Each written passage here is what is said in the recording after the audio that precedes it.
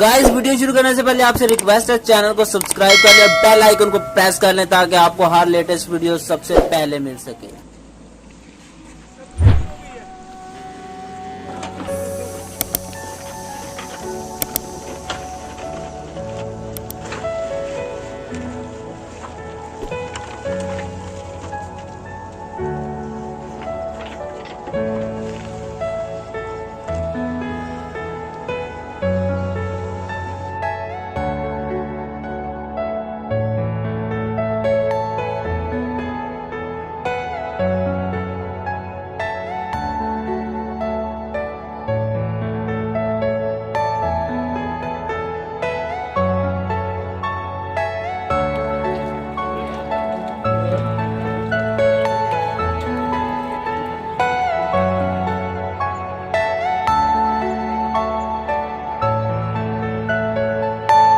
Are you all my personal dreams?